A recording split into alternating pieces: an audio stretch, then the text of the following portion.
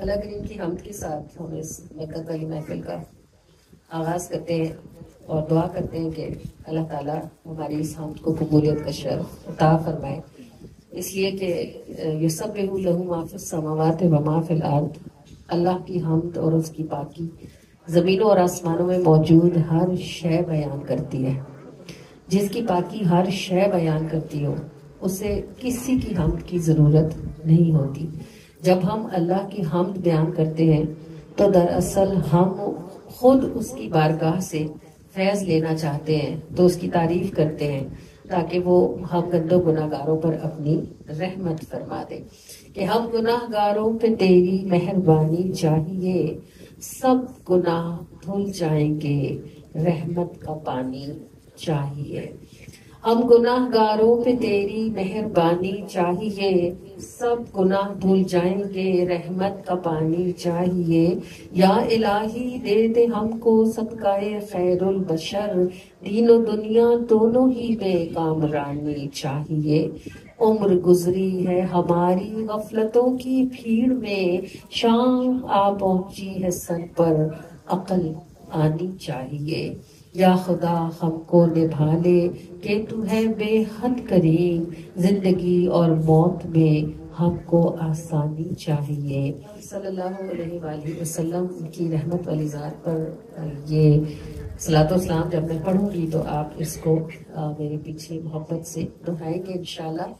اور یہ نعت نہیں ہے بلکہ یہ عرضی ہے، آپ صلی اللہ علیہ وآلہ وسلم کی بارگاہ میں دعا ہے، اور آپ اگر اس کو سمجھ لیں تو اس پر آمین ضرور کہیے گا کہ تم اپنی محفلوں میں آنے والے سارے لوگوں پر، تم اپنی محفلوں میں آنے والے سارے لوگوں پر کرم کر دو تو سب کی حاضری دربار ہو جائے۔ تم اپنی محفلوں میں آنے والے سارے لوگوں پر کرم کر دو تو سب کی حاضری دربار ہو جائے۔ کہاں تم اونچوں سے اونچے، کہاں ہم نیچوں سے نیچے، کہاں تم اونچوں سے اونچے، کہاں ہم نیچوں سے نیچے، ہمارا زور کیا ہے ایک نظر سرکار ہو جائے۔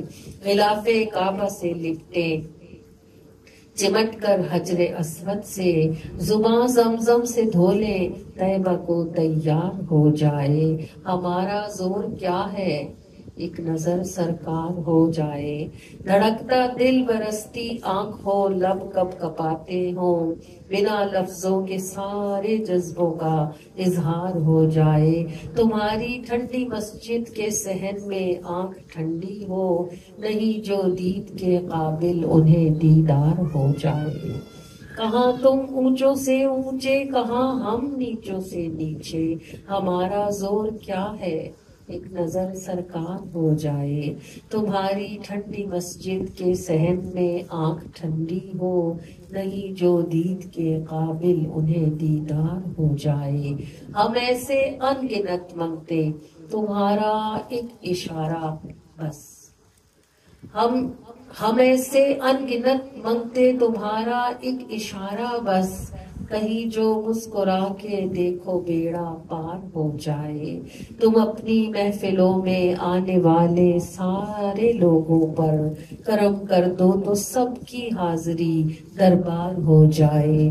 تمہاری ٹھنڈی مسجد کے صحن میں آنکھ ٹھنڈی ہو، نہیں جو دید کے قابل انہیں دیدار ہو جائے۔ ہم ایسے ان گنت منگتے تمہارا ایک اشارہ بس، ہم ایسے ان گنت منگتے تمہارا ایک اشارہ بس، کہیں جو مسکرا کے دیکھو بیڑا پار ہو جائے۔ یا سیدی یا رسول اللہ، اپنی رحمت کے ساتھ ہم سب کا بیڑا ضرور ہی پار فرمائیں، اور ہم سب کی آنکھوں کو اپنی ٹھنڈی مسجد کے صحن میں ضرور ہی ٹھنڈک عطا فرمائیں، آمین۔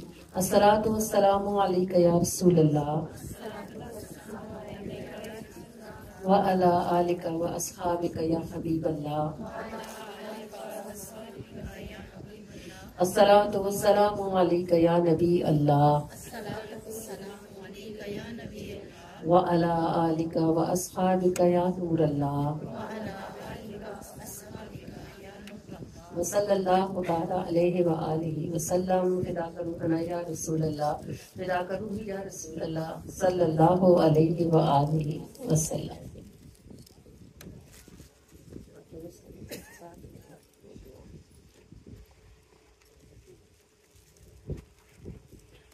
اعوذ باللہ من الشیطان الرجیم. میں اللہ کی پناہ مانگتی ہوں شیطان مردود لعین کے شر سے. بسم اللہ الرحمن الرحیم. شروع اللہ کے نام کے ساتھ جو بڑا مہربان ہے اور نہایت رحم کرنے والا ہے. الم نشرح لک صدرک. اے محبوب صلی اللہ علیہ وآلہ وسلم، کیا ہم نے آپ کا سینہ مبارک کھول نہیں دیا؟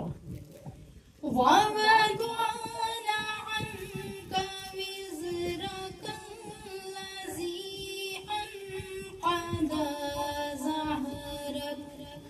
اور کیا ہم نے آپ کے کندھوں سے وہ بوجھ ہٹا نہیں لیا جس سے آپ کی پیٹھ ٹوٹی جاتی تھی؟ وَرَفَعْنَا لَكَ ذِكْرَكَ. اور اے ہمارے محبوب، ہم نے آپ کی خوشی کے لیے آپ کی شان، آپ کی عظمت، آپ کی رفعت اور آپ کی بلندیوں کے لیے آپ کے ذکر کو ہمیشہ ہمیشہ کے لیے بلندیاں نصیب فرما دی. فَإِنَّ مَعَ الْعُسْرِ يُسْرًا. إِنَّ مَعَ الْعُسْرِ يُسْرًا. مگر ہاں ایسا ہے کہ دنیا میں ہر ایک تکلیف کے پیچھے آسانی ہے. بے شک ہر تکلیف کے پیچھے آسانی ہے اور ہر پریشانی کے پیچھے راحت ہے. فَإِذَا فَرَغْتَ فَانْصَبْ.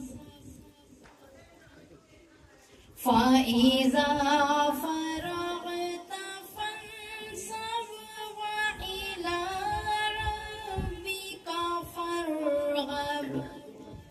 تو بس اپنے پروردگار کے لیے قربانی کیا کیجیے اور اپنے رب ہی کی طرف متوجہ رہیے. صدق اللہ العظیم. اور قول تو اللہ ہی کا سچا ہے جس کی شان بلند و بالا ہے.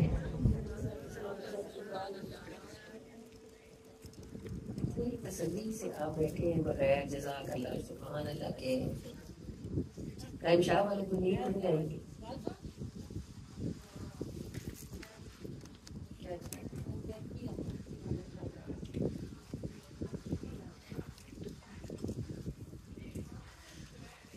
قرآن کریم میں جو خوبصورت ترین قصے بیان کیے گئے ان میں جو احسن القصص ہے وہ حضرت یوسف علیہ السلام کا قصہ ہے، جیسے اللہ نے خود قرآن میں احسن القصص کہا ہے.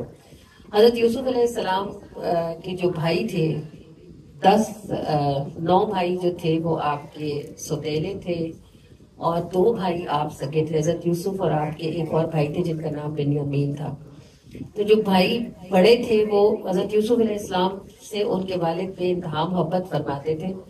اس کی وجہ ایک تو ان کا ظاہری حسن تھا اور دوسرا باپ چونکہ خود پیغمبر تھے اس لیے انہیں یہ بات معلوم تھی کہ ان کی یہ نعمت یوسف کو منتقل ہوگی، تو فطری طور پر ان کا لگاؤ یوسف کی طرف بہت زیادہ تھا.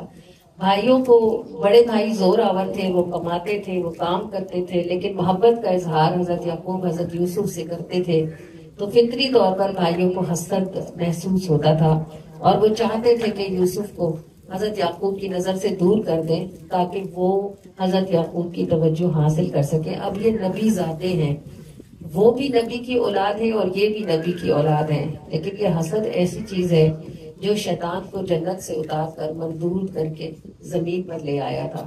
تو بھائیوں نے حسد میں حضرت یوسف علیہ السلام کو والد سے جھوٹ بول کر اجازت لی کہ ہم ان کے ساتھ کھیل کود کریں گے اور ایک اچھا دن گزاریں گے. اور جب والد نظروں سے اوجھل ہوئے تو بھائی جس نے کندھے پہ بٹھایا ہوا تھا اس نے اٹھا کر زمین پر پٹخا. تو حضرت یوسف کے ساتھ تو کبھی کسی نے ایسا نہ کیا تھا. وہ بڑے حیران ہو کر ابھی بھائی کو دیکھ ہی رہے تھے کہ دوسرے بھائی نے کھینچ کر ایک تھپڑ مارا. تو وہ پریشان ہو گئے, رونے لگے. تیسرے بھائی نے ایک دھکا دیا تو وہ اور ذرا سا دور ہو گئے. اب بھائی ان کو اسی طرح مارتے گھسیٹتے کھینچتے کنویں پر لائے اور انہوں نے یوسف علیہ السلام کو اپنی طرف سے ختم کرنے کے لیے کنویں میں دھکا دے دیا. جہاں سے بندوں کی تدبیر ختم ہوتی ہے وہاں سے اللہ کی تدبیر شروع ہوتی ہے. حضرت جبرائیل علیہ السلام سے پوچھا گیا کہ آپ زمین پر سب سے زیادہ تیزی جو آپ کی رفتار میں تیزی ہو اتنی تیزی سے کتنی بار آئے؟ انہوں نے کہا 4 مرتبہ میں اترا. ان میں سے ایک مرتبہ تب تھی جب یوسف کے بھائیوں نے یوسف کو کنویں میں ڈھکا دے دیا تھا. اللہ نے مجھے کہا اے جبرائیل یوسف کو کنویں کا پانی نہ لگنے پائے, گرنے سے پہلے انہیں اپنے پروں پر لے اور وہ بڑا پتھر جو پہلے سے کنویں کے اندر موجود ہے اس کے اوپر بٹھا دینا. تو جہاں ان کے بھائی حسد کے سبب سے ان کو مارنے کا سامان کر کے چلے گئے تھے وہاں سے اللہ پاک کی رحمت نے کام کرنا شروع کیا اور حضرت یوسف علیہ السلام کو کنویں میں اس پتھر پر بٹھا دیا. اگر حضرت یوسف کے بھائی جانتے کہ کنویں میں پھینکنے سے یوسف مصر کے بادشاہ بنے گے تو کیا کبھی وہ یوسف کو کنویں میں پھینکتے؟ ان میں سے ہر ایک خود کوشش کرتا کہ وہ کنویں میں جائے گا کہ مصر کی بادشاہت تک پہنچے. لیکن اللہ کی رحمت جس کے لیے خاص ہوتی ہے اسی پر اترتی ہے. انما العسر یسرا. پریشانیاں بندے کو گرانے کے لیے نہیں آتی بلکہ یہ بندے کو اٹھا کر کھڑا کر کر اڑانے کے لیے آتی ہیں. اگر بندہ پریشانیوں میں نا امید نہ ہو, اسی لیے تو اللہ قرآن میں فرماتا ہے لا تقنطوا من رحمت اللہ, کہ تم کبھی بھی اپنے رب کی رحمت سے نا امید نہ ہونا, اس لیے کہ تمہارا رب علی کل شیء قدیر ہے. اسے کچھ دشوار نہیں ہے تو وہ کسی گرتے ہوئے کو ڈوب کر مرنے سے بچا کر پتھر پر بٹھا کر مصر میں پہنچا کر تخت پر بٹھا دے. وہ سب کرنے کی شان رکھنے والا ہے. اس کی رحمت نے حضرت یوسف کی دستگیری کی. قافلے نے حضرت یوسف کو نکالا. بھائیوں نے قافلے میں پہنچ کر غلام کہہ کر بیچ دیا. جس نے خریدا وہ مصر کا عزیز تھا, وہ اپنے محل میں لے گیا. محل میں ملکہ نے دیکھا تو وہ یوسف علیہ السلام پر عاشق ہوئی اور وہ اپنے ملک کی لیڈی نمبر 1 خاتون اول تھی. اس نے حضرت یوسف علیہ السلام کو دھوکہ دیا اور بہانے سے بلایا اور ایک کمرے کے اندر دوسرا اور دوسرے کے اندر تیسرا اور تیسرے کے اندر چوتھا 7 دروازے تھے.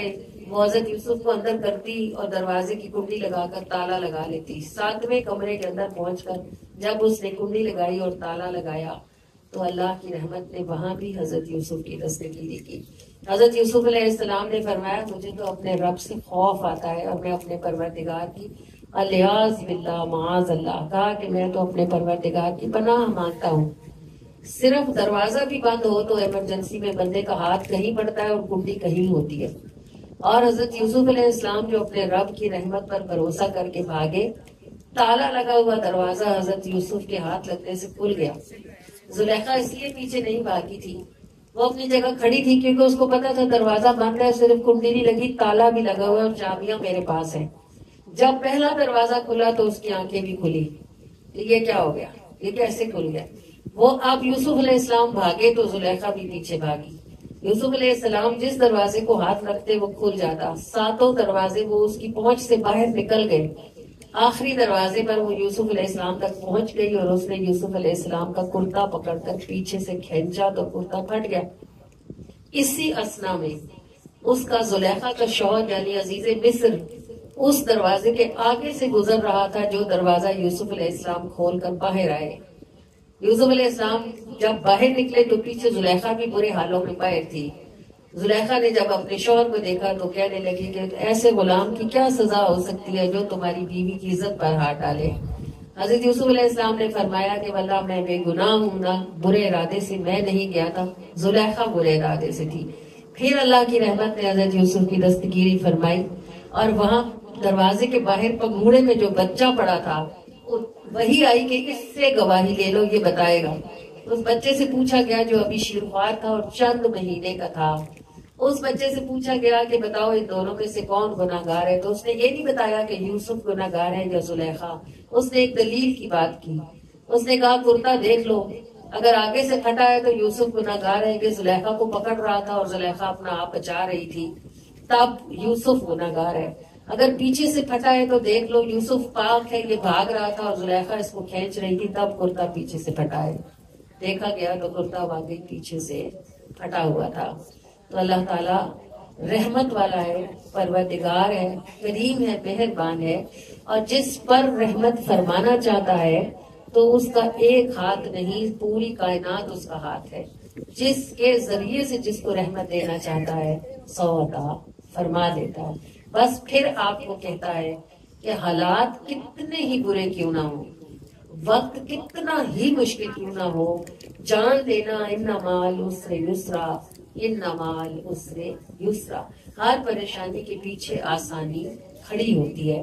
بس لا تقنطوا من رحمت اللہ، کبھی بھی اپنے رب کی رحمت سے نا امید نہ ہونا.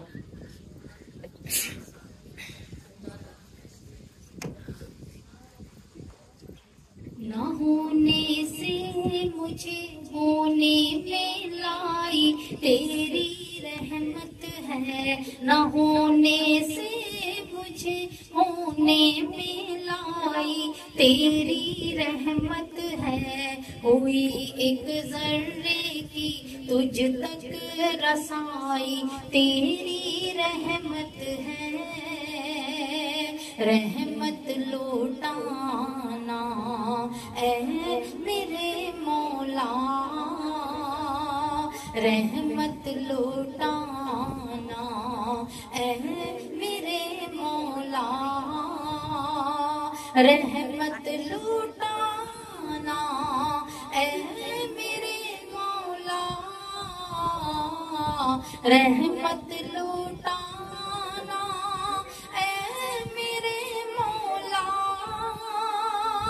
رحمت لوٹانا اے میرے مولا، رحمت لوٹانا اے میرے مولا.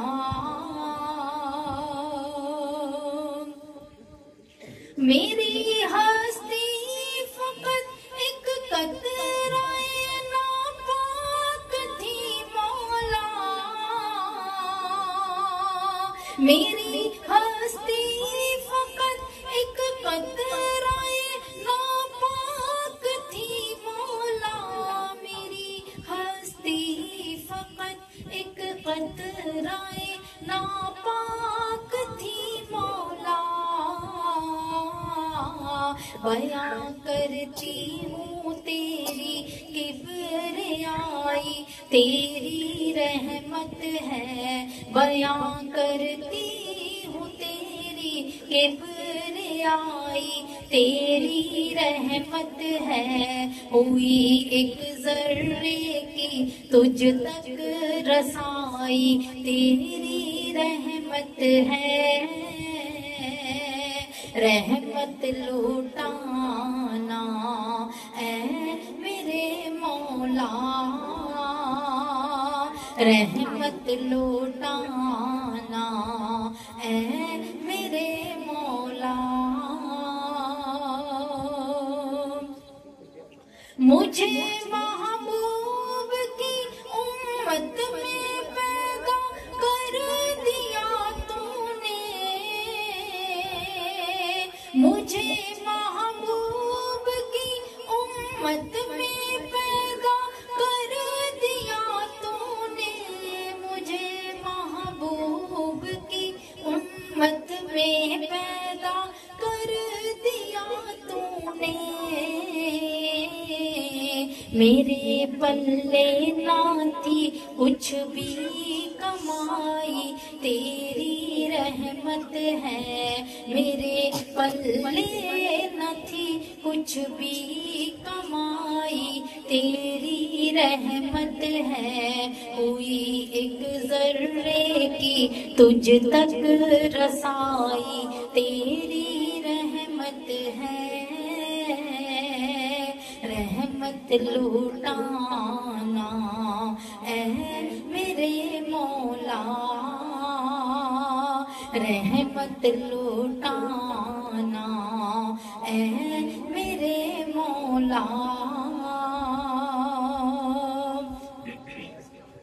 हजारों ऐब है मुझ में तेरी शान मगर बेहद, हजारों ऐब है मुझ में तेरी शान मगर बेहद, रज़ा तक तेरी पा जाऊं रसाई तेरी रहमत है, रज़ा तक तेरी पा जाऊं रसाई तेरी रहमत है। हुई एक ज़र्रे की तुझ तक रसाई तेरी रहमत है, रहमत लौटाना ऐ मेरे मौला, रहमत लौटाना ऐ मेरे मौला। बदन से रूह जाती हो महक आका की आती हो, बदन से रूह जाती हो महक आका की आती हो, बदन से रूह जाती हो महक आका की आती हो। दमे आखिर मेरी हिचकी पुकारे तेरी रहमत है, दमे आखिर मेरी हिचकी पुकारे तेरी रहमत है। हुई एक ज़र्रे की तुझ तक रसाई तेरी रहमत है, ना होने से मुझे होने में लाई तेरी रहमत है, ना होने से मुझे होने में लाई तेरी रहमत है। हुई एक ज़र्रे की तुझ तक रसाई तेरी रहमत है, रहमत लौटाना ऐ मेरे मौला, रहमत लौटाना ऐ मेरे मौला, रहमत लौटाना ऐ मेरे मौला, रहमत लौटाना ऐ मेरे मौला,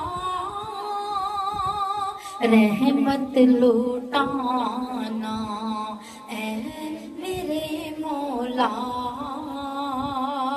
रहमत लौटाना ऐ मेरे मौला।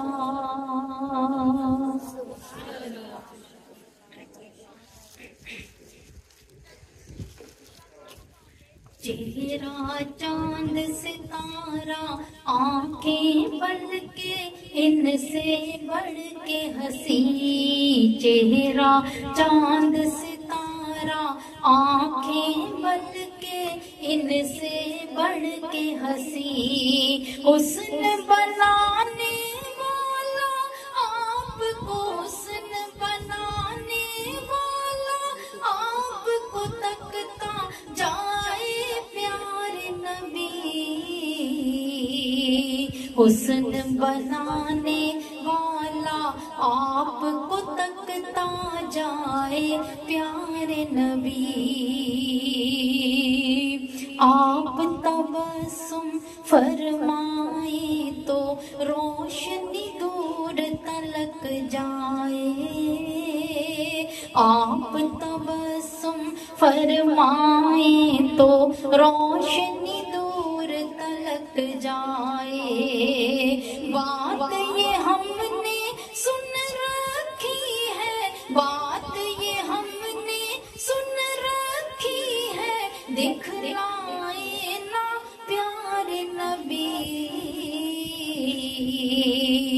حسن بنانے والا آپ کو تکتا جائے پیارے نبی صلی علی نبی نا صلی علی محمد صلی علی شفیعنا صلی علی محمد صلی علی کریمنا صلی علی محمد.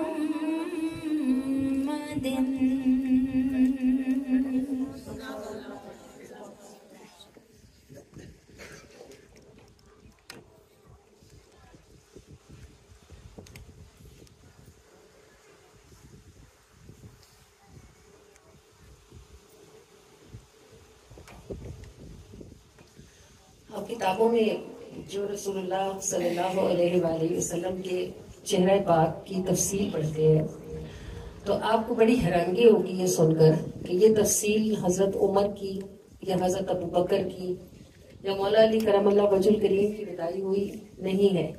اسے حضرت عثمان غنی نے بھی بیان نہیں کیا، نہ اس کو حضرت جابر نے بیان کیا ہے، نہ ابو ہریرہ نے. یہ سب وہ صحابہ ہیں جو سوتے جاگتے میں رسول اللہ کے ساتھ رہتے تھے. حضرت علی نے اپنی چرپائی رسول اللہ کے دروازے کے باہر بچھائی ہوتی تھی.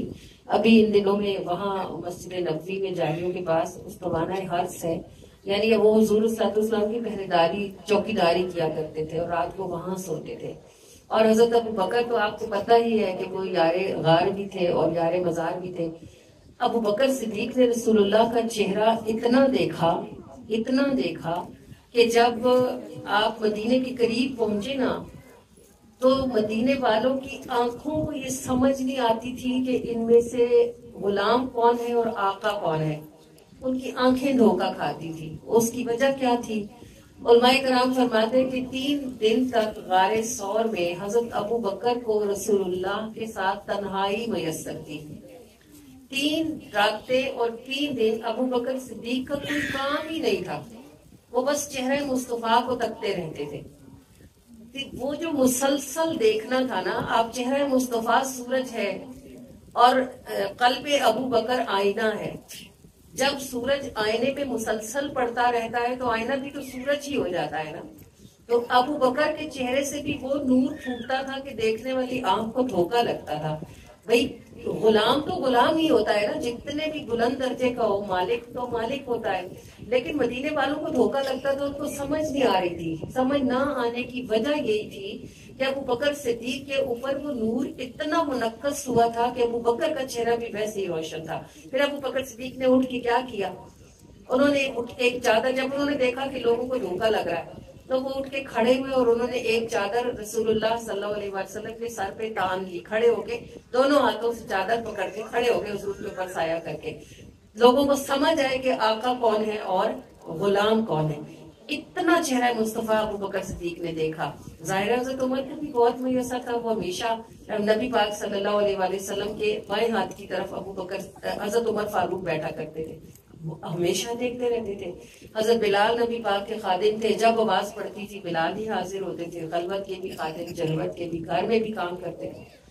لیکن کتابوں میں جو رسول اللہ کا حلیہ ہے نا، وہ ہمیں ایک صحرائی عورت سے ملتا ہے.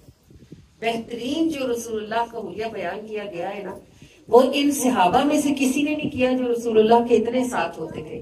وہ بیان کیا ہے اس عورت نے.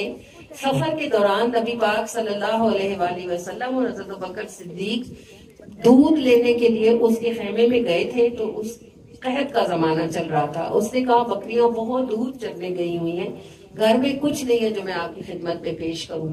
ابو بکر صدیق نے کہا کہ اگر تم کہو تو میں اس بکری کا دودھ نکال لوں. صاحب نے میرے پوچھا ہے تو وہ کہنے لگی کہ یہ بکری، اس کی ہڈیوں کا گودا بھی سوکھا ہوا ہے، اگر یہ چلنے جوگا ہوتی تو یہ دوسرے بکریوں کے ساتھ نہ جاتی. تو انہوں نے کہا کہ میرے صاحب کہتے ہیں آپ صرف اجازت دیں. تو اما نے کہا چلو نکال لو تم لوگ دودھ نکالنے کی کوشش کر لو. اب ابو بکر صدیق نے بکری کے تھن دھوئے اور نبی پاک صلی اللہ علیہ وآلہ وسلم آگے بڑھے اور آپ نے بسم اللہ شریف پڑھ کر بکری کے تھنوں کو ہاتھ لگایا تو بکری دونوں پچھلی ٹانگیں کھول کر کھڑی ہو گئی اور جگالی کرنا شروع ہو گئی. اور اس کا مطلب یہ تھا کہ بکری کے تھن دودھ سے بھرے ہوئے ہیں. نبی پاک صلی اللہ علیہ وآلہ وسلم نے دودھ نکالنا شروع کیا تو ام معبد اس کا نام تھا. اور آپ معلوم ہے آپ کو یہ بات آپ سن چکے ہیں کہ اس کے گھر کے سارے برتن نبی پاک صلی اللہ علیہ وآلہ وسلم نے دودھ سے بھر دیے. پہلے اس کو پلایا, ابو بکر کو پلایا, پھر خود پیا, پھر وہاں سے تشریف لے گئے. اب جتنی دیر میں یہ کام ہو رہا تھا نا, یعنی بکری کا دودھ دویا جا رہا تھا اور ایک برتن رکھ کے دوسرا پیش کیا جا رہا تھا, اتنی دیر میں ام معبد کیا کرتی رہی, وہ بجائے اس کے کہ بکری کو حیرانگی سے دیکھتی, اور تو خواتین کا یہی کام ہوتا ہے نا, وہ آگے پیچھے گھوم پھر کے بکری دیکھتی رہتی کہ یہ دودھ کہاں سے رہا ہے, وہ بیٹھ کے رسول اللہ کا چہرہ دیکھتی رہی. اور چونکہ انجان تھی نا, یعنی اسے پتا نہیں تھا کہ یہ کون ہے. جب پتا چل جاتا پھر تو دل ہیبت سے بھر جاتا ہے نا, نگاہ نہیں اٹھتی. اس کو معلوم نہیں تھا کہ یہ ہستی ہے کون, لیکن جو وہ کام کر رہے تھے اسے سمجھ آ رہی تھی کہ یہ کوئی عام ہستی ہے نہیں جس کے ہاتھ لگتے ہی دودھ کی نہریں گھر میں جاری ہو گئی ہوئی. بہرحال آپ کریم صلی اللہ علیہ وآلہ وسلم نے انہیں بھی سیر ہو کر دودھ پلایا اور خود بھی پیا اور وہاں سے تشریف لے گئے. شام کو جب اس کا شوہر ابو معبد گھر آیا تو اس نے دیکھا کہ پانی کی بوند بھی گھر میں نہیں تھی, اتنے سارے دودھ کے برتن کہاں سے بھرے ہوئے. بیوی سے پوچھا, اب بیوی صاحبہ نے جب رسول اللہ کا جلوہ دیکھا تھا تو وہ تھی بے خود, حضور کا نام پوچھنا ہی انہیں بھول گیا تھا. تو اپنی طرف سے انہوں نے حضور کا نام بنا لیا اور کہنے لگی مبارک آیا تھا. تھے تو مبارک ہی, برکت والے کو مبارک کہتے ہیں. اور اسے پوچھا کون آیا تھا آج گھر میں, کچھ نور لگتا ہے گھر میں, باہر سے لگتا ہے کہ کوئی رونق ہے. کہنے لگی مبارک آیا تھا. اس نے کہا دودھ کہاں سے آیا, وہ کہنے لگی مبارک جو آیا تھا اس نے بکری کے تھن کو ہاتھ لگایا تو نہریں دودھ کی بہنے لگی. اس نے کہا بھوکا آیا تھا, باہر سے پیاسا آیا تھا. جب اس نے مبارک کی باتیں سنی تو اس نے کہا میں کھانا پینا تو بعد میں کروں گا, پہلے تو تم مجھے اس کا حلیہ بتاؤ وہ تھا کیسا. اب آپ ام معبد ایک صحرائی عورت ہے, بالکل چٹی, اس کا شہر کی تہذیب سے کوئی تعلق نہیں. اس نے کہا بیٹھ جاؤ ابو معبد, میں تمہیں بڑی عجیب بات بتاؤں. وہ صاحب ایسے تھے کہ میں ان کو جس طرف سے دیکھتی تھی بس وہ حسین ہی دکھتے تھے. مطلب اگر نظر ان کی گردن پر پڑی تو وہیں سے نہیں ہٹتی, اور اگر کندھوں پر پڑی تو وہی جم گئی, جب ہاتھوں پر پڑی تو وہاں سے نہ ہٹے, جب پیروں پر پڑی تو وہی رک گئی, اور جب ان کا سر مبارک دیکھا, جب ان کی داڑھی مبارک پر پڑی, جب میں نے ان کی آنکھیں دیکھی تو واللہ ایسی آنکھ میں نے دنیا میں کسی کی نہ دیکھی. وہ موٹی آنکھ تھی, لمبی, اور اس کی پلکیں گھنی اور سیدھی تھی, اور آنکھ میں سرخ ڈورے تھے, اور آنکھ کی پتلی نہایت سیاہ, اور آنکھ کی سفیدی نہایت سفید. ایسی آنکھ جو دنیا میں کسی شخص کو میسر نہ تھی. اور اے ابو معبد ان کی بھویں نہایت خوشنما, درمیان میں سے علیحدہ یعنی جڑی ہوئی نہیں تھی, الگ تھی. تو ابو معبد جو تھے وہ بھی ایک انہوں نے بہت خوبصورت بات اور کی. انہوں نے کہا جب وہ چل رہے تھے تو ایسا لگتا تھا جیسے دو سوکھی ٹہنیوں کے درمیان ایک سرسبز ٹہنی ہے. اتنی خوبصورت باتیں کہ انسان حیران ہوتا ہے کہ وہ نبی پاک کے حسن نے ان کو شاعر بنا دیا. ایک عام بدویہ جس کا کبھی شہر جانا نہیں ہوا تھا, جس کی زندگی صحراؤں میں خیموں میں گزری تھی, نبی پاک صلی اللہ علیہ وآلہ وسلم کے چہرے کے نور نے ان کو شاعری کرنا سکھا دیا. آپ کریم صلی اللہ علیہ وآلہ وسلم کی آنکھ مبارک میں دو کمال تھے. ایک تو آپ کی آنکھ مبارک میں جمال تھا, اور ایک آپ کی آنکھ مبارک میں جلال تھا. یہ دونوں صفتیں ایک جگہ اکٹھی نہیں ہوتی. آنکھ اگر حسین ہو تو اس میں جلال نہیں ہوتا, جب ہی اس کو دیکھا جاتا ہے. اور اگر آنکھ میں جلال ہو تو پھر اس پہ نظر ہی نہیں پڑتی, اس کا حسن کس کو نظر آنا. اللہ کے محبوب کی آنکھ ایسی حسین تھی کہ اس کی مثال نہیں ملتی, اور اس کا جلال ایسا تھا کہ کوئی زندگی میں کبھی رسول اللہ کی آنکھوں میں آنکھیں ڈال کے بات کر ہی نہیں سکا. خود اللہ کے محبوب جانتے تھے تو آپ کریم صلی اللہ علیہ وآلہ وسلم اپنی نگاہوں کو خود بھی نیچا ہی رکھتے تھے, کم ہی کسی پر نگاہ اٹھاتے تھے, مگر جس پر اٹھ جاتی تھی واللہ اس کا بیڑا پار ہو ہی جاتا تھا. اور آپ صلی اللہ علیہ وآلہ وسلم کی جو آواز مبارک تھی اس کا بھی یہی کمال تھا. آپ نے بڑے بڑے مقرر سنے ہوں گے, یا ہمارے عالم حضرات تقریر کرتے, جن کی آوازیں بہت اونچی ہوتی ہیں ان کی آوازیں میٹھی نہیں ہوتی، کیونکہ آواز کا اونچا ہونا تب ہی ہوتا ہے جب آواز میں سے مٹھاس ختم ہو جاتی ہے. آواز کی مٹھاس آپ اس بات کو ایسے سمجھیں جیسے عورتوں کی آوازیں مردوں کی نسبت کم اونچی ہوتی ہیں، تو عورتوں کی آواز کی مٹھاس مردوں کی آواز سے زیادہ ہوتی ہے. جس کی آواز جتنی اونچی ہوتی ہے اسی قدر اس کی مٹھاس کم ہوتی ہے. رسول اللہ صلی اللہ علیہ وآلہ وسلم کا یہ اعجاز تھا کہ آپ کی آواز بلند بھی تھی لیکن آپ کی آواز کی مٹھاس بھی بے پناہ تھی. جب گفتگو فرماتے تھے تو سامنے والا گویا ایک ایک لفظ موتی کر کے چنتا تھا. حضرت ام سلمہ فرماتی ہے کہ حضور صلی اللہ علیہ وسلم گفتگو فرماتے تھے گویا منہ سے نور چڑھتا تھا، اور اگر میں لکھنا چاہتی تو میں آپ کا ہر حرف لکھ سکتی تھی. اور آپ کریم صلی اللہ علیہ وآلہ وسلم آپ کے ہاتھ مبارک، میں نے جب ایک مرتبہ جب رسول اللہ صلی اللہ علیہ وسلم کا دیدار کیا تھا تو نبی پاک صلی اللہ علیہ وآلہ وسلم ایک سرخ یاقوت کی ایک کرسی تھی جس کے ہینڈل پر حضور ایسے ہاتھ رکھ کر بیٹھے ہوئے تھے، تو وہ جو نور آپ کے ہاتھوں کے اندر سے نکل کر اس یاقوت کے اندر جا رہا تھا، اس نے اس پورے یاقوت کو گویا آگ لگائی ہوئی تھی. جیسے آگ لگتی ہے نا تو وہ چیز سرخ ہو جاتی ہے بالکل، وہ پورا یاقوت اس ہاتھ کے نور کے سبب سے اندر ایسے سرخ روشن تھا جیسے اس کے اندر آگ لگی ہوئی ہے. اور آپ صلی اللہ علیہ وآلہ وسلم کے قدمین شریفین کہ جس جگہ پر آپ کے قدم پڑ جاتے تھے یا جہاں زمین آپ کے قدم چوم لیتی تھی تو پتھر نرم ہو جاتے تھے. حضرت آمنہ جب نبی پاک صلی اللہ علیہ وآلہ وسلم کے حمل سے تھی تو سرداران قریش باہر عبد المطلب سے پوچھتے تھے کہ تمہارے گھر سے خوشبو کیوں آتی ہے، اتنی خوشبو، یہ کون اتنی خوشبو استعمال کرتا ہے. وہ خود بھی پریشان ہوتے تھے، سردار آدمی تھے، ظاہر عزت کی بات تھی کہ گھر سے خوشبو، گھر میں عورتیں ہوتی ہیں. بیوی صاحبہ سے پوچھا ہے اتنی خوشبو، انہوں نے کہا میں آپ کو راز کی بات بتاؤں، یہ آمنہ جہاں جاتی ہے نا وہیں سے خوشبو آتی ہے اور اتنی خوشبو ہوتی ہے جیسے گلاب ہی گلاب ہو.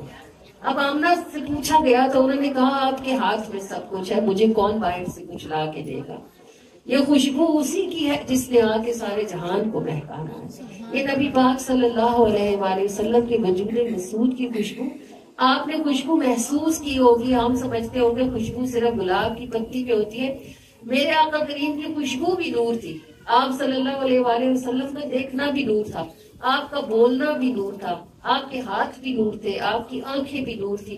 گویا ایک پورا نور تھا جسے اللہ تعالیٰ نے تراش کر اپنا محبوب بنا دیا تھا اور محبوب صلی اللہ علیہ وآلہ وسلم کو نام محمد عطا فرما دیا تھا.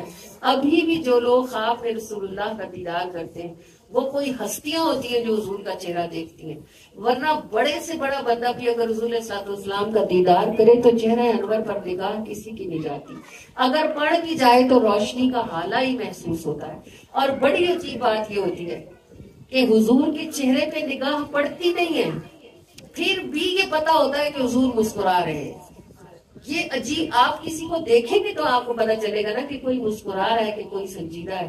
لیکن نبی پاک صلی اللہ علیہ وآلہ وسلم کا دیدار کرنے والے لوگ اگر رضا کے عالم میں حضور کو دیکھیں کہ نبی پاک رضا راضی ہیں، خوش ہیں، تو باخدا کتنے ہی لوگوں نے یہ بات بتائی کہ ہم نے حضور کا چہرہ نہیں دیکھا مگر ہمیں ایسا محسوس ہوتا تھا جیسے حضور علیہ الصلوۃ والسلام مسکراتے ہیں.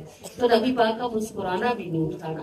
اور آپ صلی اللہ علیہ وآلہ وسلم حالت بیماری میں جب نمازیں صحابہ کو حضرت ابوبکر پڑھا رہے تھے، اور ظہر کی وہ نماز دیکھو، ظہر کی نماز دن کی نماز تھی، رات کی نہیں تھی، ظہر کی وہ نماز جس کی امامت ابوبکر صدیق کروا رہے تھے، اور نبی پاک صلی اللہ علیہ وآلہ وسلم اپنے حجرہ پاک میں تھے. تو صحابہ کرام اب کیسے کھڑے ہو گئے؟ آپ فرض کر دو جیسے یہ پیچھے حجرہ پاک ہے، ادھر کھڑکی ہے اور یہ سارے صحابہ ادھر، سب کا رخ ادھر ہے، ابو بکر ادھر کھڑے اس طرف، فرض کرو قبلہ ادھر ہے، تو صحابہ کیسے کھڑے ہوں گے؟ سب کی پیٹھیں ادھر ہوں گی نا، منہ ادھر ہوں گے. عین عالم دوپہر میں جب رسول اللہ نے کھڑکی کا پردہ ہٹایا، صحابہ کو کیسے پتہ چل گیا کہ رسول اللہ نے پردہ ہٹایا؟ وہ کہتے ہیں ہم سب ایسے سیدھے کھڑے تھے اور ہماری گردنیں ایسے، سب کی گردنیں پیچھے مڑ گئی تھی. تو اب سوچنے کی بات یہ ہے کہ اگر وہ آگے دیکھ رہے تھے تو پردہ ہٹنے سے ان کو یہ کیسے پتا چلا کہ رسول اللہ کا چہرہ انور ظاہر ہوا ہے؟ اس لیے کہ رسول اللہ کے چہرہ انور کا نور ایسا تھا کہ بھری دوپہر میں بھی جب مسجد کے اندر چہرہ مصطفیٰ کی چمک پڑی تو صحابہ نے نیتیں بندھی ہوئی پیٹھوں کے ساتھ محسوس کر لیا کہ رسول اللہ کا جلوہ کھڑکی میں تشریف فرمائے، اور سب کے سب چاہتے تھے کہ ابو بکر سمیت سب چاہتے تھے کہ نماز توڑ دے، اور وہ کہتے ہیں واللہ ہم اس قدر مڑ گئے تھے حضور کی طرف کہ ہماری نمازیں ٹوٹ ہی گئی تھی۔ حضور صلی اللہ علیہ وسلم نے کہا ہے ابو بکر نماز مکمل فرمائیے، اور صحابہ سب کو حکم دیا۔ اب آپ دیکھو نماز میں اگر آپ کسی کی طرف دیکھو صرف بندی ہوئی ہاتھوں میں، اگر آپ ایسے کسی کی طرف دیکھ لو تو آپ کی نماز ٹوٹ جاتی، اور صحابہ نے صرف دیکھا نہیں، وہ پورے کے پورے ایسے پیچھے مڑ گئے، سارے کے سارے مڑ گئے، مڑ کر جب حضور کو دیکھ لیا اور چاہا کہ ہٹے اپنی جگہ سے اور حضور آ کے نماز پڑھائیں، رسول اللہ نے صحابہ کا ارادہ پانپ لیا۔ آپ مسکرائے، کھڑکی کا پردہ چھوڑتے ہوئے آپ نے فرمایا ابو بکر نماز پوری کروائیں۔ اس کا مطلب یہ ہے کہ عین حالت نماز میں اگر کوئی رسول اللہ کی طرف مڑ کر چہرہ انور کا دیدار کر لے پھر بھی اس کی نماز ٹوٹتی نہیں ہے، اس لیے کہ نماز وہ نور ہے جس کو نور مصطفیٰ سے نورانیت نصیب ہوئی ہے۔ تو جس نور کے صدقے سے نماز کا نور ملا ہے اس نور کا دیدار کرنے سے بھلا نماز کیسے قضا ہو سکتی ہے؟ صاحب رسول اللہ نے پردہ چھوڑا، آپ مسکرائے کہ پوری مسجد نمازیوں سے بھری ہوئی تھی، اور پھر ابو بکر صدیق نے اس نماز کو مکمل کرایا۔ اللہ کریم ہمارے بچے اور ہماری خواتین اب اس طرح کی باتیں کرنے اور سننے کی عادی نہیں رہی، واللہ رسول اللہ کا ذکر دلوں میں رسول اللہ کی محبت اگاتا ہے۔ نعتیں سنا کریں، رسول اللہ کی باتیں سنا کریں۔ جب آپ نعت سنیں گی، جب آپ رسول اللہ کی بات سنیں گی تو آپ کا دل نرم ہوگا، صاف ہوگا، اس کے اندر روشنی اور چمک پیدا ہوگی، اور آپ کو رسول اللہ کے ساتھ محبت محسوس ہوگی۔ جب حضور سے محبت محسوس ہوتی ہے تب ہی بندہ رسول اللہ پر درود پڑھنے کا لطف پاتا ہے۔ اللہ کریم ہماری آنکھوں کو اپنے محبوب کا دیدار عطا فرمائے، اور جب یہ دیدار ہمیں نصیب ہو تو اس وقت ہماری آنکھوں کو اتنی تاب ہو کہ وہ آپ کے چہرے پر کھل جائے کہ میری آنکھیں کیسے کھلے حضور کہ تمہارے چہرے کے نور کی بھلا تاب کس کو جہاں میں ہے، کوئی کیسے دیکھے نظر کرے۔ میری آنکھیں کیسے کھلے حضور کہ تمہارے چہرے کے نور کی بھلا تاب کس کو جہاں میں ہے، کوئی کیسے دیکھے نظر کرے۔ ہے تمہاری شان سے آشنا تبھی رب بھی کہتا ہے والضحیٰ، کسی حرف میں وہ چمک کہاں کہ تمہارے رخ کی خبر کرے۔ وہ نظر اٹھائے جہاں تلک جائے روشنی بھی وہاں تلک۔ حلیمہ سعدیہ فرماتی ہے نا، میں نے جب ان کے سینے پر ہاتھ رکھا تو وہ مسکرائے اور انہوں نے آنکھیں کھولی، ان کی آنکھوں سے نور نکلا جو آسمان تک گیا۔ اب حلیمہ سعدیہ کی آنکھوں نے دیکھا کہ آسمان تک گیا، کیوں؟ کیونکہ حلیمہ سعدیہ کی آنکھیں آسمان تک ہی دیکھ سکتی تھی، انہیں نہیں معلوم تھا کہ اس نور کی منزل تو کہیں سدرۃ المنتہا سے بھی بہت آگے ہے۔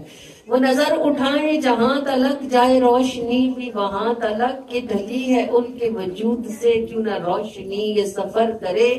یہی چاند ٹھہرے ہیں رات میں، یہ ستارے سب اسی ذات میں۔ یہی چاند ٹھہرے ہیں رات میں، یہ ستارے سب اسی ذات میں۔ اسی رخ پہ سحر طلوع ہو، یہی دن بھی رات بسر کرے۔ ہے جو کپ کپی سی وجود میں بتاؤں راز او بے خبر، تجھے دیکھتے ہیں میرے نبی کیا نظر نہ ان کی اثر کرے۔ ہے جو کپ کپی سی وجود میں بتاؤں راز او بے خبر، تجھے دیکھتے ہیں میرے نبی کیا نظر نہ ان کی اثر کرے۔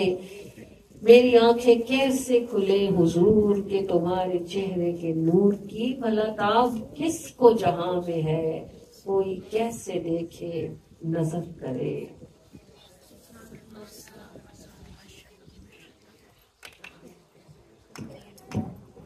میری آنکھیں کیسے کھلے حضور، میری آنکھیں کیسے کھلے حضور کہ تمہارے چہرے کے نور کی بھلا تاب کس کو جہاں میں ہے، بھلا تاب کس کو جہاں میں ہے، کوئی کیسے دیکھے نظر کرے۔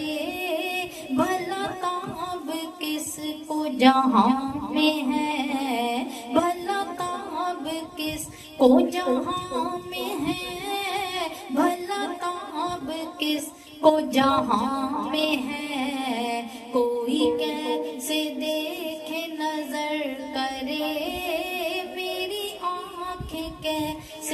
کھلے حضور کہ تمہارے چہرے کے نور کی بھلا تاب کس کو جہاں میں ہے، بھلا تاب کس کو جہاں میں ہے، بھلا تاب کس کو جہاں میں ہے، کوئی کیسے دیکھے نظر کرے،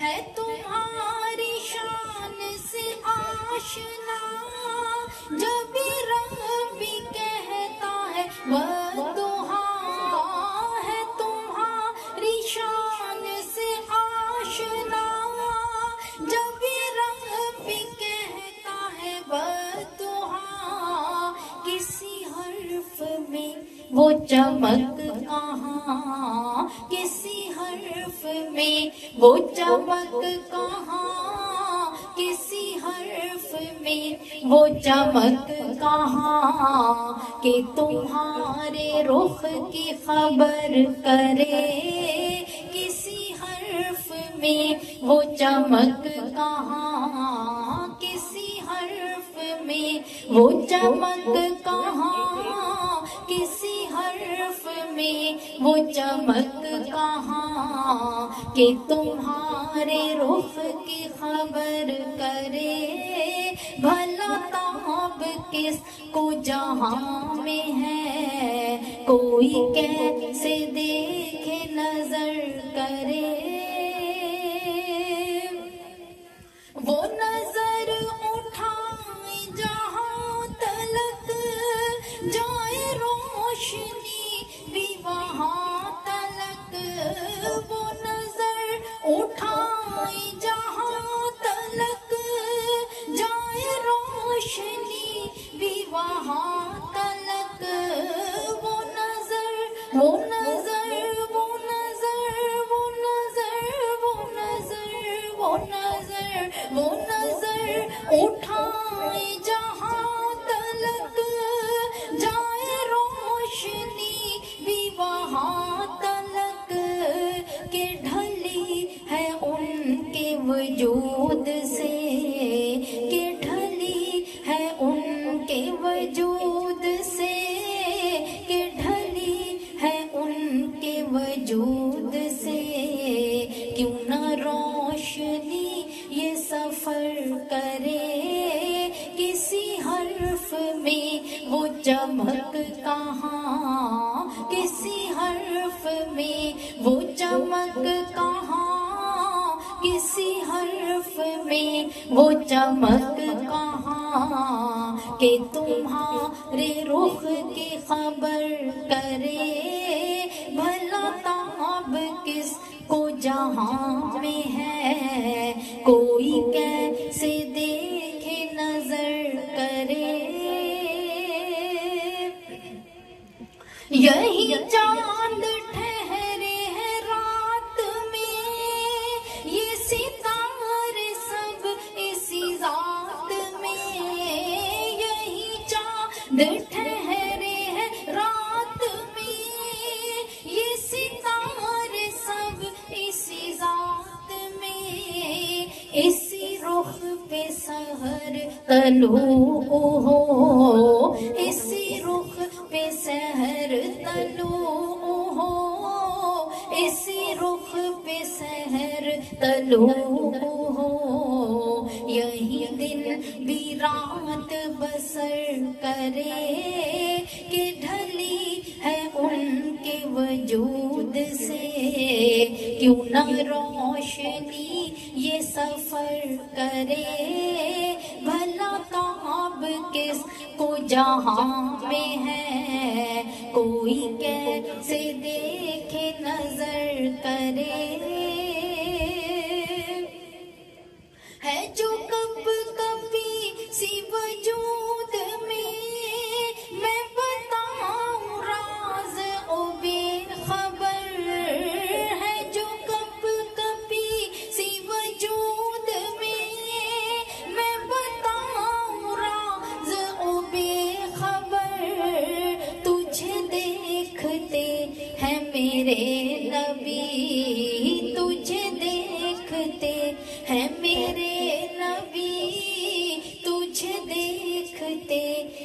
میرے نبی، کیا نظر نہ ان کی اثر کرے، تجھے دیکھتے ہیں میرے نبی، کیا نظر نہ ان کی اثر کرے، کسی حرف میں وہ چمک کہاں، کسی حرف میں وہ چمک کہاں، کسی حرف میں وہ چمک کہاں، کہ تمہارے رخ کی خبر کرے،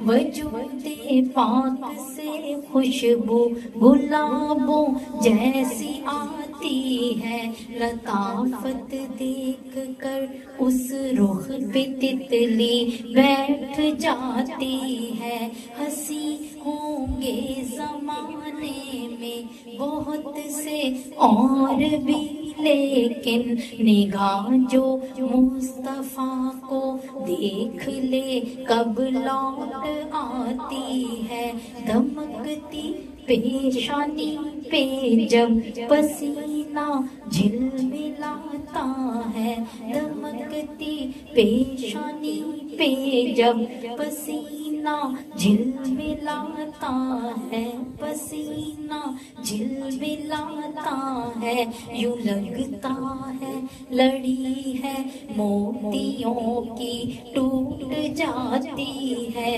ایڑی چاند سے روشن قدم ریشم کا ٹکڑا ہے، جہاں وہ پاؤں رکھتے ہیں دھنک سی پھوٹ جاتی ہے، ہنسی ہوں گے زمانے میں بہت سے اور بھی، لیکن نگاہ جو مصطفیٰ کو دیکھ لے کب لوٹ آتی ہے، وہ اپنی ریشمی پلکیں اٹھا کر مسکراتے ہیں، وہ اپنی ریشمی پلکیں اٹھا کر مسکراتے ہیں، نظر ان کی نئی ایک نعت دل پہ لکھتی جاتی ہے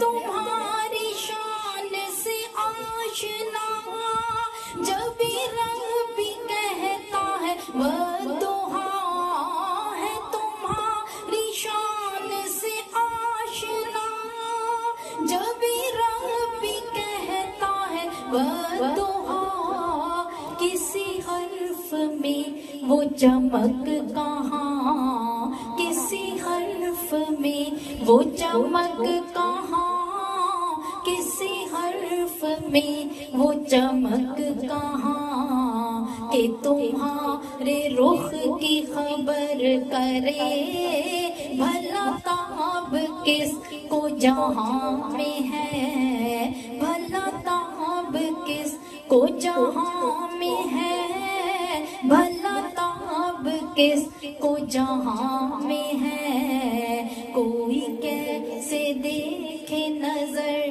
کرے، میری آنکھیں کیسے کھلے حضور، کہ تمہارے چہرے کے نور کی، بھلا تاب کس کو جہاں میں ہے، کوئی کیسے دیکھے نظر کرے۔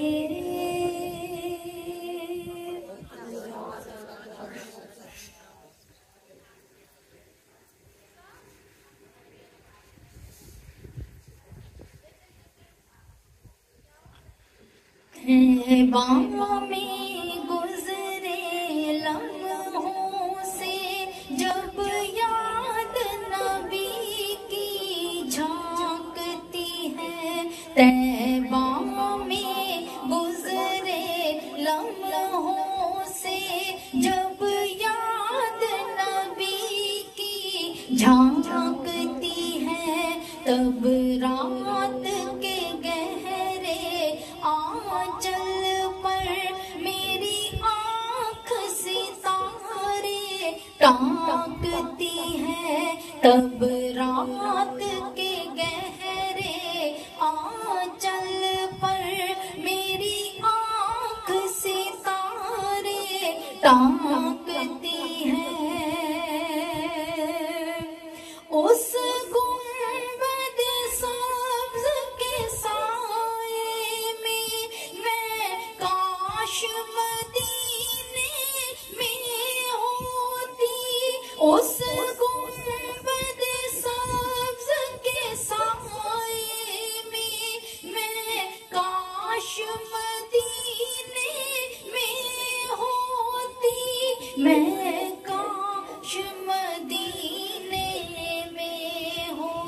चलती जिसे चूम के चलती बाद सबा खुशबू के खजाने बांटती है जिसे चूम के चलती बाद सबा खुशबू के खजाने बांटती है तब रात के गहरे आंचल पर मेरी आँख सितारे ताकती है सल्ले अला नबी सल्ले अला मुहम्मदिन सल्ले अला शफीना सल्ले अला मुहम्मदिन।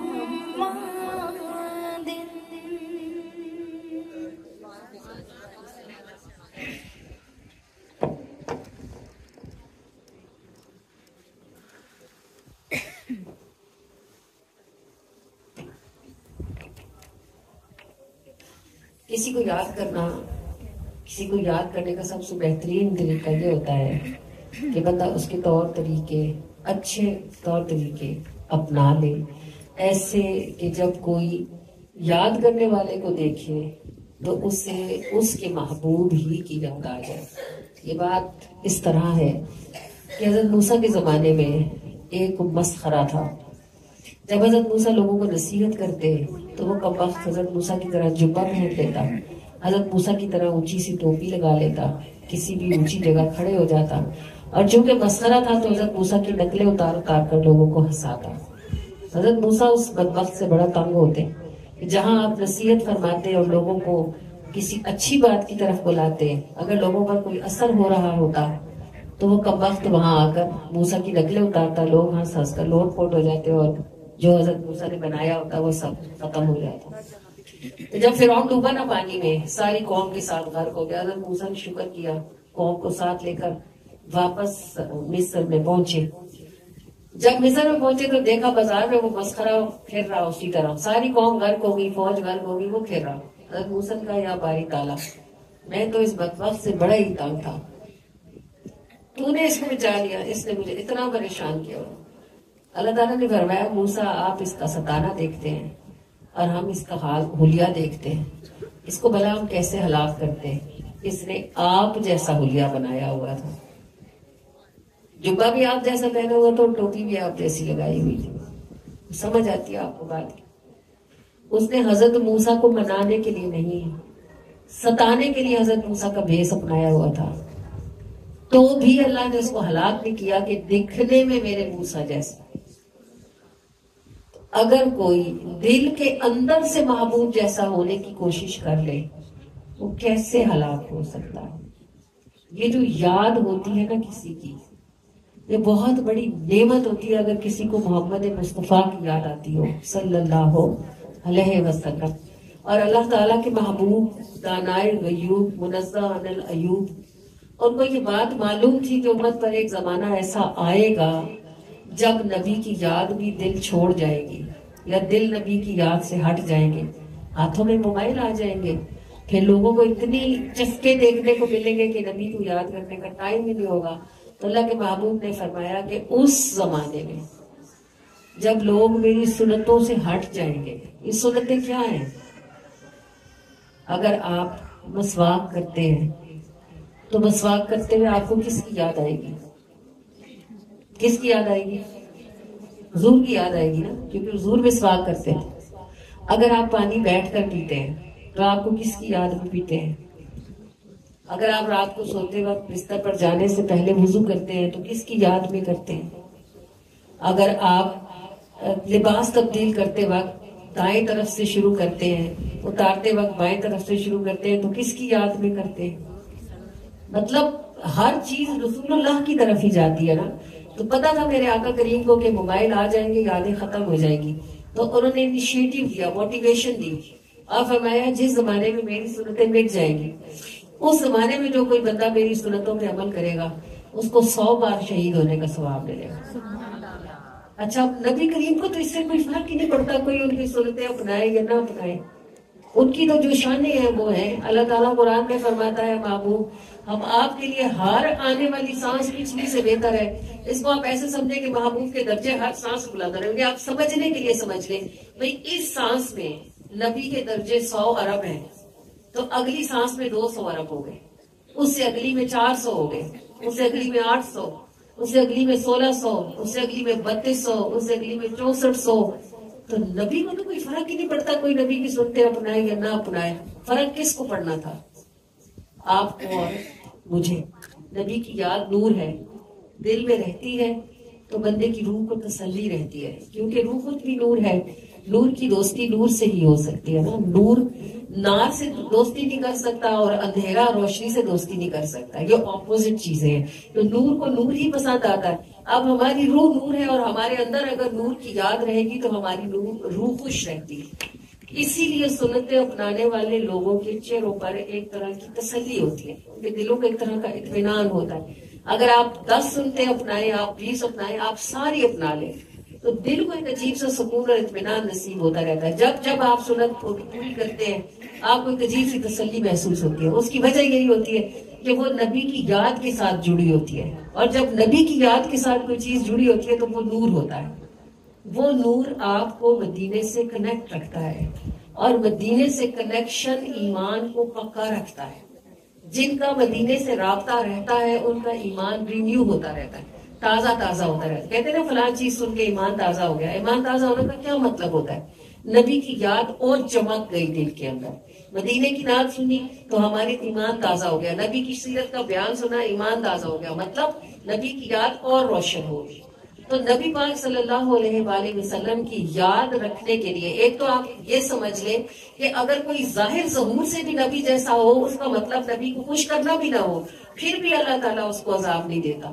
اگر کوئی دل کے اندر سے نبی کی یاد رکھے اور وہ نبی کی خوشی کے لیے نبی کی سنتوں پر عمل کرنا شروع کر دے تو آپ جانیں کہ اللہ پاک اس سے کیسا راضی ہوگا, کیونکہ نبی کریم اس سے راضی ہوں گے. اتنی مصروف زندگی میں اتنے تھکے ہوئے ہونے کے باوجود اس نے رات کو بستر پہ جانے سے پہلے وضو کیا ہے. یہ باتیں نوٹس ہوتی ہیں. بڑی محفل میں بھی اتنے لوگوں میں بھی لوگوں کے چہرے ہمیں دکھ رہے ہوتے ہیں اور کوئی 1-2 چہرے نوٹس بھی ہو رہے ہوتے ہیں. اگر ہم نوٹس کر سکتے ہیں تو ہمارے آقا کریم تو سارے جہانوں کی اللہ کی ادا سے کل جہانوں کو نگاہ فرماتے ہیں. دانائے غیوب ہے نا, اللہ نے ان کی نگاہوں سے پردے اٹھا رکھے, دلوں کے بھید ان پر کھلے اور آنکھوں سے ان کے پردے اٹھے ہوئے وہ سب جانتے دیکھتے. تو آپ یقین کریں گے اگر آپ اس نیت سے رسول اللہ کی سنت اٹھا لیں کہ یہ میرے نبی کی یاد ہے, تو یہ ایک سنت ہی آپ کو مدینے لے جانے کی شان رکھنے والی ہے. اس ایک سنت کے ساتھ نبی کی یاد آپ کے دل میں روشن ہوگی تو اس روشنی میں رستہ بن جائے گا. اور انشاءاللہ جب رستہ بن جاتا ہے تو پھر بندہ, رستہ بننے میں مشکل ہوتی ہے, جب رستہ بن جاتا ہے پھر آنا جانا مشکل نہیں رہتا. جن کے رستے بن جاتے ہیں پھر وہ بار بار جاتے ہیں, بار بار انہیں رستہ پتا جو ہوتا ہے, پھر گئے.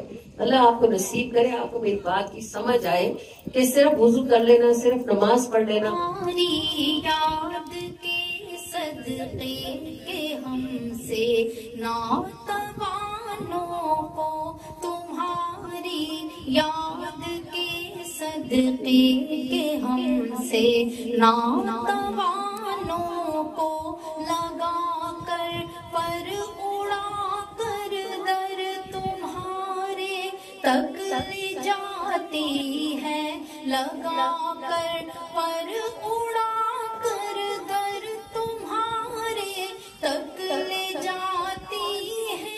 میرے آقا میرے سید, میرے آقا میرے سید, میرے آقا میرے سید, میرے آقا میرے سید. عجب سی بے قراری جب بھی دل کو گھیر لیتی ہے, عجب سی بے قراری جب بھی دل کو گھیر لیتی ہے. نہیں وہ دور خوشبو مجھ کو یہ بتاتی ہے نہیں وہ دور تم سے، خوشبو مجھ کو یہ بتاتی ہے میرے آقا میرے سید، میرے آقا میرے سید، میرے آقا میرے سید، میرے آقا میرے سید۔ سبز گنبد سنہری جالیاں پھر تربت اطہر، سبز گنبد سنہری جالیاں پھر تربت اطہر، نظر کو بند کرتی ہوں یہ کیا کچھ دیکھ آتی ہے، نظر کو بند کرتی ہوں یہ کیا کچھ دیکھ آتی ہے میرے آقا میرے سید، میرے آقا میرے سید، میرے آقا میرے سید، میرے آقا میرے سید۔ تڑپ ہے سوز ہے یا عشق ہے میں کیا کہوں اس کو، تڑپ ہے سوز ہے یا عشق ہے میں کیا کہوں اس کو، نہ دیکھوں تب بھی رونا ہے، زیارت بھی رلاتی ہے، نہ دیکھوں تب بھی رونا ہے، زیارت بھی رلاتی ہے میرے آقا میرے سید، میرے آقا میرے سید، میرے آقا میرے سید، میرے آقا میرے سید۔ بہت مشکل میں ہوں یہ مرحلے طے ہوں گے کیوں کر یوں، بہت مشکل میں ہوں یہ مرحلے طے ہوں گے کیوں کر یوں، نہ خود سے دیکھ سکتی ہوں نہ ان کی تاب آتی ہے، نہ خود سے دیکھ سکتی ہوں نہ ان کی تاب آتی ہے میرے آقا میرے سید، میرے آقا میرے سید، میرے آقا میرے سید، میرے آقا میرے سید۔ خدایا زندگی ایک بار ہے اتنا کرم کر دے، خدایا زندگی ایک بار ہے اتنا کرم کر دے، دے مسکن ان کے قدموں میں پھر آئے موت آتی ہے، دے مسکن ان کے قدموں میں پھر آئے موت آتی ہے میرے آقا میرے سید، میرے آقا میرے سید، میرے آقا میرے سید، میرے آقا میرے سید۔ بیٹھ کے بھی کھا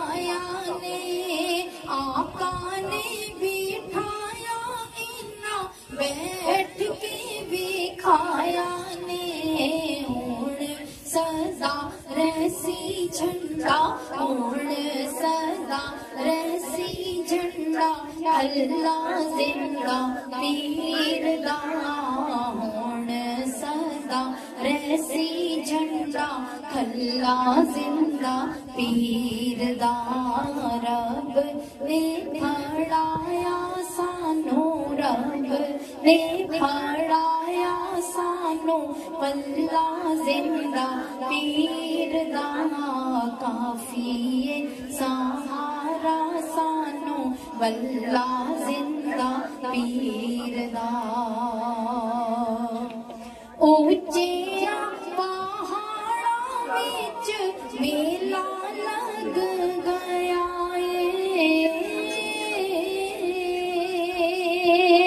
اونچیا پہاڑاں وچ میلہ لگ گیا ویکھ کنا زور ویکھ کنا زور زندہ پیر دا ویکھ کنا زور کلا زندہ قبول کر لے مجھ سے قبول کر لے ہدیہ ہے پیش خدمت مجھ سے وصول کر لے ہدیہ ہے پیش خدمت مجھ سے وصول کر لے ہدیہ ہے پیش خدمت ہدیہ ہے پیش خدمت ہدیہ ہے پیش خدمت مجھ سے وصول کر لے مجھ سے وصول کر لے مجھ سے قبول کر لے مجھ سے قبول کر لے مجھ سے قبول کر لے مجھ سے قبول کر لے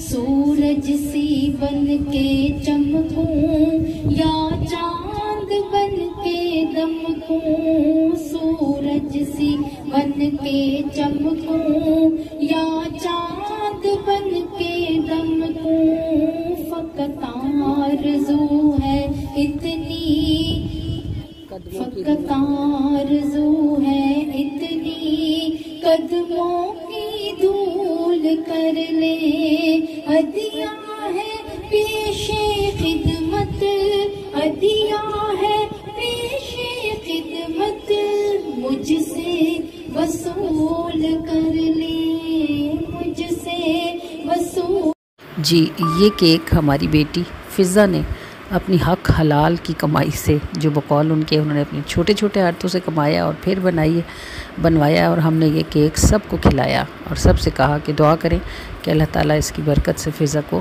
جلدی سے عمرہ نصیب کرے کیونکہ ان کو بہت شوق ہے عمرہ کرنے کا اللہ کریم یہ میٹھا ان سے قبول کرے اور اللہ تعالیٰ جلد ہی ان کے لیے مدینے کی مٹھاس آسان فرمائے۔ اور تو نے تو قرآن کی پہلی سورت میں فرما دیا ہے مالک یوم الدین اگر تمہیں میں نے پیدا کر دیا اور میں پال رہا ہوں تو تم کوئی گھاس پھوس کیڑے مکوڑے نہیں ہو کہ تمہیں میں مٹی کر دوں گا یوم الدین کا میں مالک ہوں اور اس دن تم سے پوچھوں گا کہ جو نعمتیں میں نے تمہیں دی تم ان سے کیا کما کے لائے اے اللہ پروردگار ارحم الراحمین بس ہم سے تو وقت ضائع ہو گیا بار الہ نہ آنکھوں سے کچھ کمایا نہ زبان سے نہ کام سے نہ ہاتھ سے وقت ضائع ہوتا رہا گناہوں میں ہم نے اپنی عمر بسر کر دی وقت تھوڑا رہ گیا ہے اللہ ہمارے پروردگار ارحم الراحمین آخری شام قریب لگی ہوئی ہے اور الہ العالمین ارحم الراحمین زمین اپنی آخری سانسوں پر ہے ہمیں نہیں معلوم آنے والا کل اپنے ساتھ کیا لے کر آتا ہے اللہ پروردگار ارحم الراحمین وہ بونیر والے وہ بڑے بڑے محلوں میں رہنے والے اچھے خوبصورت گھروں میں سبز پہاڑوں میں گھرے ہوئے امن امان کے ساتھ رہنے والے کب جانتے تھے کہ ایک پل میں پہاڑوں کے پتھر ان کے گھر کے مکین ہوں گے اور وہ سڑکوں پر رہنے پر مجبور ہو جائیں گے اللہ پروردگار یہ سیالکوٹ والے اور اس سائڈ کے سارے لوگ امیر اعلیٰ سوسائٹیوں میں رہنے والے اب خیموں میں سڑکوں پر رہ رہے ہیں ایک پل پہلے انہوں نے نہیں سوچا تھا کہ ان کا گھر نہیں رہے گا اللہ پروردگار جب یہ پانی سوکھے گا پتہ نہیں اس کے نیچے سے کتنی لاشیں نکلے گی اور کون کس حال میں مرا ہوگا بس موت تو پیچھے ہی کھڑی ہے صرف ہم ہی غافل ہیں اے اللہ پروردگار جیسے انہیں موت نے آن پکڑا کسی کو کہیں بھی پکڑ سکتی ہے.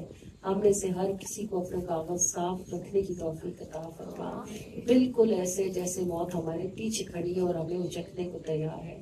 اللہ پروردگار الہ العالمین، جب تو نے ارشاد فرمایا ہے، تیرے محبوب نے ہمیں بتایا ہے کہ تو کہتا ہے کہ اے بندے اگر تو گناہوں سے زمین بھر کے آسمان تک پہنچے پھر تو سچے دل سے توبہ کرے، اس نیت کے ساتھ کہ اب گناہ نہیں کرے گا، اور پھر تو مجھے کہے کہ اللہ مجھے معاف کر دے، تو میں تجھے ایسا بخشوں گا مجھے پرواہ بھی نہ ہوگی.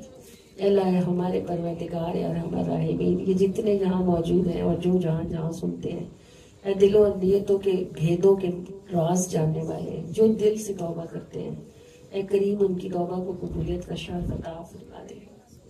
اللہ العالمین ارحم الراحمین، اگر آج بھی ہمارے کاغذ صاف نہ ہوئے تو میرے پاس تو شہنشاہ کوئی اور در نہیں ہے، جو یہاں سے نہ اٹھاؤں تو کہاں جا کے پاؤں.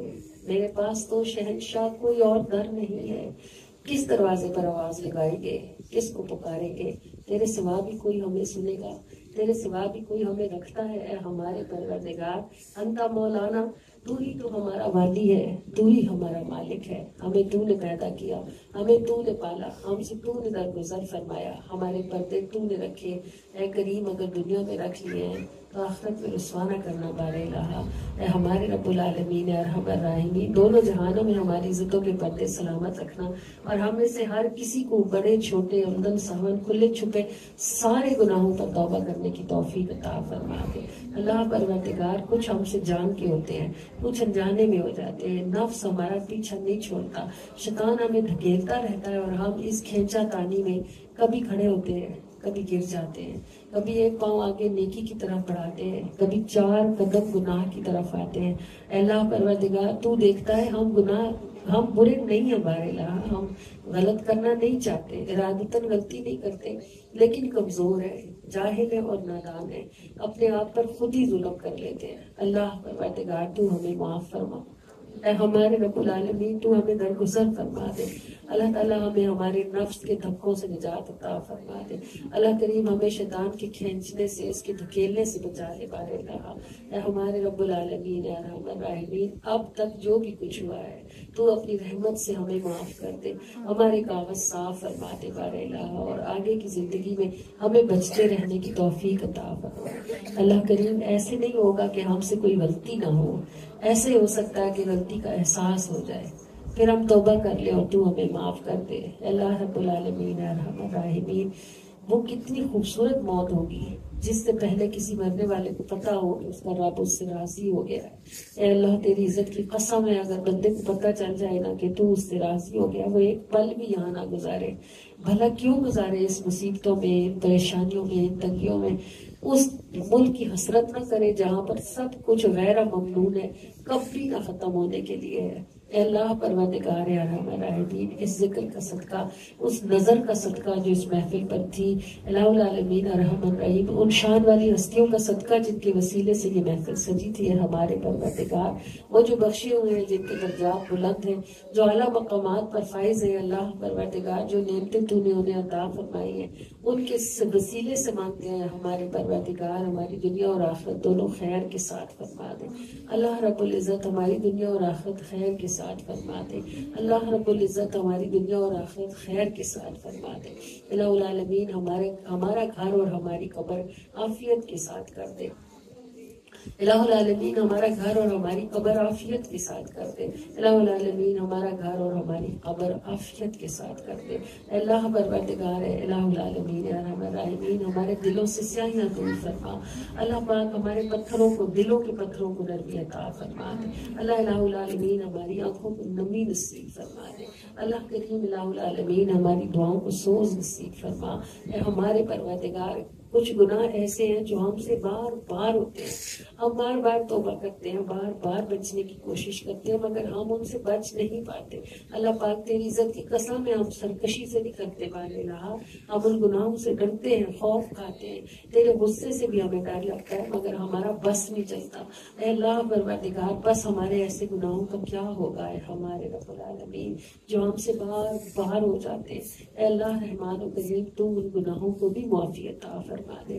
اللہ کریم الہ العالمین ہمیں ایسے گناہوں پہ نہ پکڑنا جن سے بچنے میں ہمارا زور نہیں ہے. اللہ پاک تو ہمیں الہ العالمین ہمارے ان گناہوں کو معافی عطا فرما دے, ان کے سبب سے آنے والی نحوست ہم سے دور فرما دے. الہ العالمین ارحم الراحمین اپنے خاص فضل اور رحمت کے ساتھ ہم سب کے دلوں کے مطلب پورے فرما دے.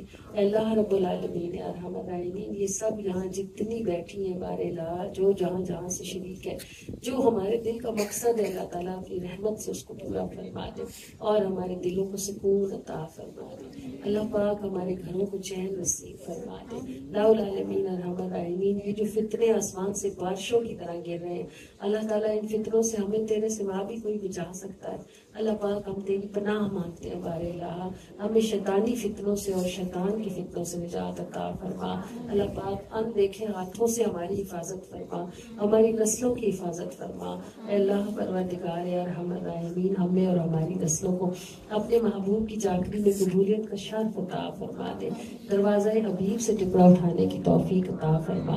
اے اللہ رب العالمین ارحم الراحمین ذوالجلال والاکرام جو بھی کچھ یہاں موجود ہے, جتنا بھی موجود ہے, جو بھی اس محفل کے سجانے میں, اس کے بنانے میں, اس کے بلانے میں, اس کے پکانے میں, اس کے ٹھہرانے میں, جو جہاں جہاں سے تھکا اور جس طرح تھکا, اللہ پاک سب کا تھکنا قبول فرما لے. اللہ کریم سب کا لگانا قبول فرما لے. اللہ کریم جس نے جو خرچ کیا ہے اس کو اس سے ہزاروں گنا بڑھا چڑھا کے عطا فرمائے تاکہ ان کی نسلیں بھی ہمیشہ میلاد منائیں. اللہ پروردگار ارحم الراحمین جو مدینے جانے کی تمنا رکھتے ہیں, اللہ پاک ان کے لیے غیب سے اسباب اور وسائل بنا دے. بار الہ اس سے پہلے کہ دنیا ختم ہو جائے, اس سے پہلے کہ آخرت آ پہنچے, اللہ پاک جن کی آنکھیں گنبد سب خضرا دیکھنا چاہتی ہیں, یہ نعمت انہیں نصیب فرما دے. عافیتوں کے ساتھ, عزتوں کے ساتھ, آسانیوں کے ساتھ نصیب فرمائے. اللہ رب العالمین ارحم الراحمین ہر کسی کے دل کی جو جائز مراد ہے اس محفل کی برکت سے اس کو پورا فرما دے. اللہ کریم ہمارے بچوں کی طرف سے ہماری آنکھیں اور سینے ٹھنڈے فرمائے. اللہ تعالیٰ ہماری اولادوں کو ہمارے لیے ٹھنڈک بنائے, باری تعالیٰ آزمائش نہ بنائے. اللہ العالمین ارحم الراحمین ہمارے دلوں کو ایک دوسرے سے بدگمان ہونے سے محفوظ فرما دے. اللہ پاک ہم سب کو اچھی محافل میں شوق سے اور محبت سے جانے کی توفیق عطا فرمائے.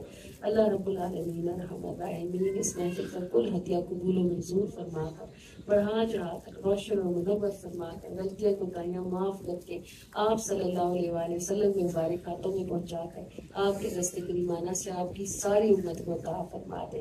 اچھوں کو پہنچائیں, اچھوں کو پہنچا کر بروں کو عطا فرمائیں, کسی کو بھی حضور کی رحمت سے محروم نہ فرمائیں.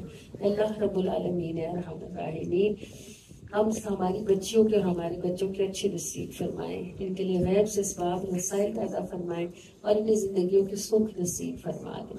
اے اللہ پروردگار ارحم الراحمین وہ سب کچھ جو کوئی مانگ سکتا ہے, اے اللہ وہ تجھ سے ہی مانگتا ہے, کیونکہ ہر مانگنے والے کو یہ معلوم ہے کہ خزانے صرف تیرے ہی پاس ہیں اور ہاتھ تیرے ہی کھلے ہیں, اور تو ہی ایسا سخی ہے جو 1000 بار مانگنے پر بھی عطا فرماتا ہے, کبھی کسی مانگنے والے کو اپنے دروازے سے نہیں اٹھاتا.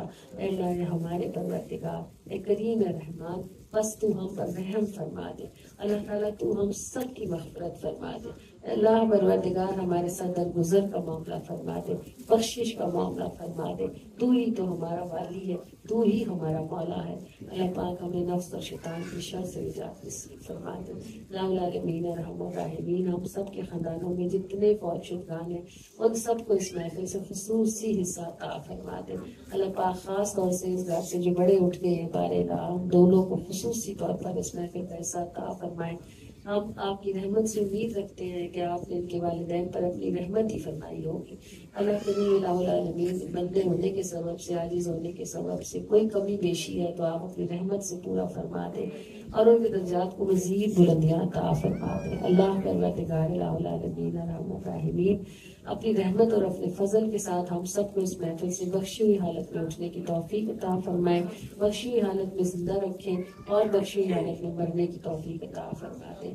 ان کو سانسیں سلام کہتی ہیں, جن کی یادیں گلاب کی خوشبو, ان کو سانسیں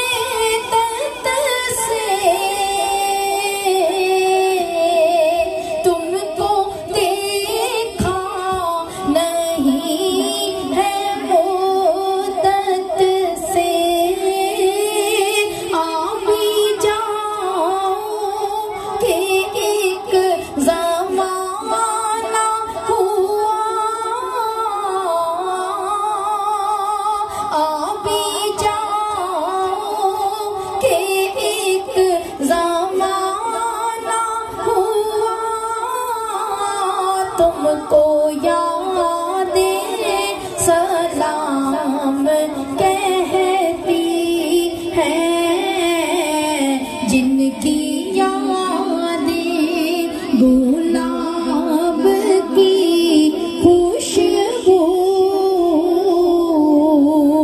ان کو سانسیں سلام۔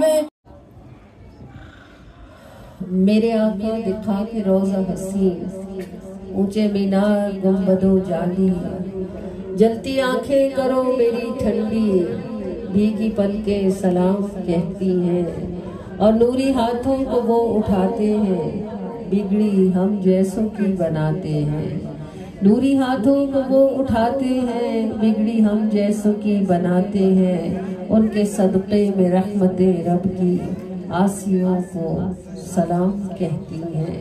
یا سیدی یا رسول اللہ، ہم سب کے لیے حاضری کے اسباب بنائیے، وسائل عطا فرمائیے، اور جو بھی کچھ آپ کے صدقے میں آپ کے رب سے مانگا ہے اپنے کریم سے دعا فرما دیجئے کہ اللہ تعالیٰ آپ کے صدقے سے ہم سب کو وہ سب نصیب فرمائے جس کی ہم تمنا رکھتے ہیں، اور ہمیں جھولیاں بھر کر اس محفل سے ہٹنے کی سعادت نصیب ہو۔ آمین آمین آمین۔ الصلاۃ والسلام علیکہ یا سیدی یا رسول اللہ وعلی آلکہ